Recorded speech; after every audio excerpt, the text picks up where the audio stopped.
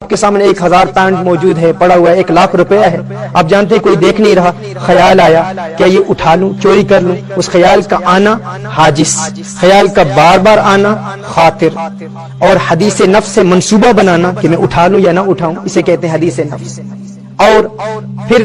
ہم کہتے ہیں کہ جب انسان کا 50% سے زیادہ پرسنٹیج ہو، ذہن غالب جہت اس جانب ہو کہ میں نے اس گناہ کا ارتکاب کرنا ہے، اسے کہتے ہیں ہم۔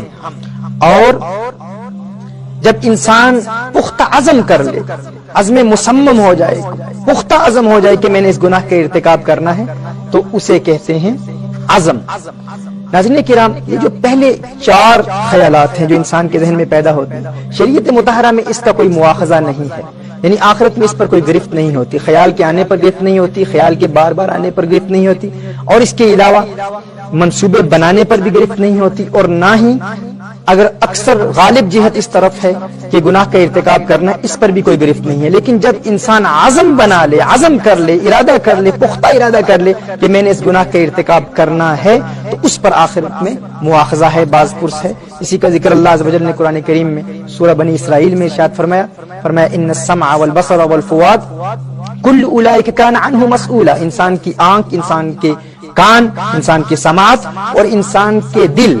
ان تمام پر آخرت میں مواخذہ ہوگا۔ اگرچہ انسان گناہ کا ارتکاب نہ بھی کرے، لیکن جب عزم کر لیتا ہے تو آخرت میں مواخذہ ہوگا۔ ناظرین کرام، توبہ پر استقامت حاصل کرنے کے لیے ہمارے لیے یہ جاننا نہایت ہی ضروری ہے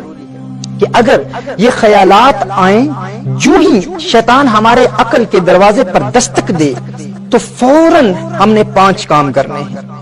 ان 5 امور کی جو بندہ عادت بنا لیتا ہے، اس کے خیالات پر شیطان کو قابو حاصل نہیں ہوتا، شیطان کو تحکم حاصل نہیں ہوتا، شیطان انسان کے خیالات پر کنٹرول نہیں کر پاتا۔ یعنی ان 5 قسم کے خیالات کو اگر ابتدا سے ہی ہم جڑ سے نکال پھینکیں تو شیطان ہمارے دل کے ان بند دروازوں کو، گناہوں کے وہ دروازے جو ہم بند کر چکے ہیں، ان کو ایک مرتبہ پھر اوپن کرنے میں کامیاب نہیں ہو سکتا۔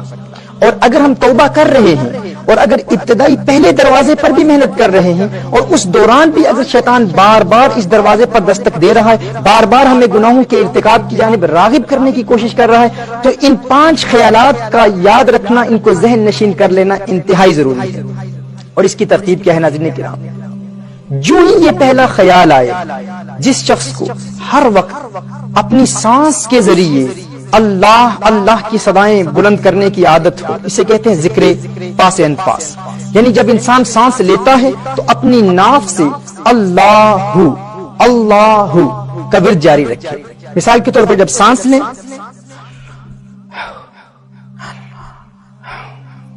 ہر سانس کے ساتھ جو شخص اللہ کی عادت بنا لے اور کوشش کرے کہ دن کا اکثر وقت جب بھی سانس لے، جب بھی انہیل کرے، جب سانس لیتا ہے اللہ کا نام لے، اور باہر نکالے تو ہو کی صدا بلند ہو۔ جس شخص کو اس کی عادت ہو جائے، اس کے ذہن پر شیطان کنٹرول حاصل نہیں کر پاتا۔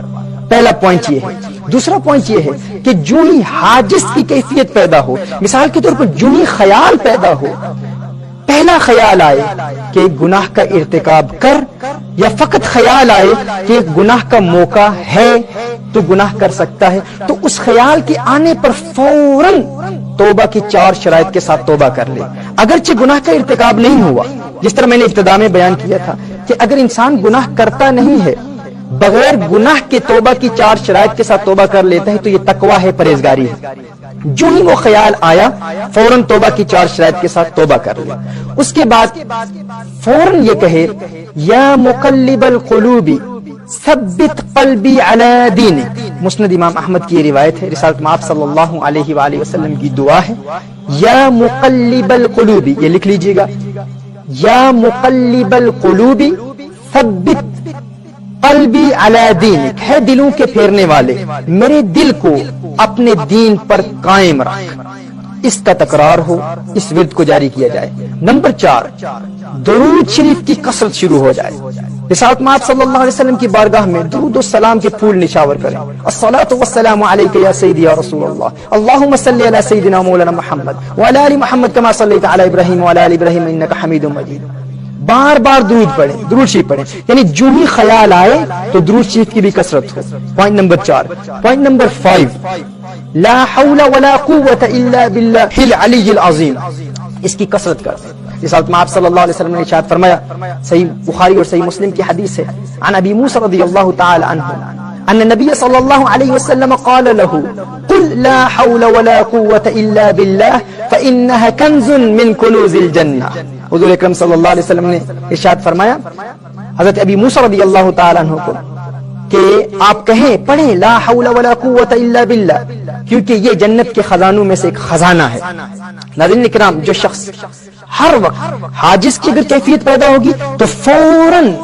اپنے نفس پر کنٹرول کرنے کے لیے ان 5 امور پر عمل کر لے۔ پھر اگر شیطان کا حملہ مزید بڑھتا ہے تو حاجز سے خاطر پر چلا جاتا ہے، یعنی بار بار خیالات آنا شروع ہو جاتے ہیں، پھر فوراً ان 5 امور پر عمل کرے، اور پھر اگر خاطر سے حدیث نفس تک چلا جاتا ہے پھر اس پر عمل کرے، حدیث نفس سے اگر ہم تک چلا جاتا ہے پھر ان 5 پر عمل کرے اور عادت بنا لے، ایسی عادت بن جائے ناظرین کرام کہ انسان یہ پختہ عہد کر لے کہ میں نے اگر دل کے دروازے بند بھی نہیں کیے، اگر توبہ کے مراحل ابتدا سے بھی شروع ہیں، اگر میں فقط آنکھ پر بھی عمل کر رہا ہوں تو ان 5 چیزوں کو یاد رکھوں گا، حاجز، خاطر، حدیث نفس، ہم اور عزم، اور کبھی بھی شیطان کو عزم تک نہیں پہنچنے دوں گا۔ جب ہم یہ رکاوٹیں شیطان کی راہ میں کھڑی کر دیں گے، یہ obstacles، یہ hurdles کھڑی کر دیں گے تو شیطان اپنے حملوں میں کامیاب نہیں ہوگا۔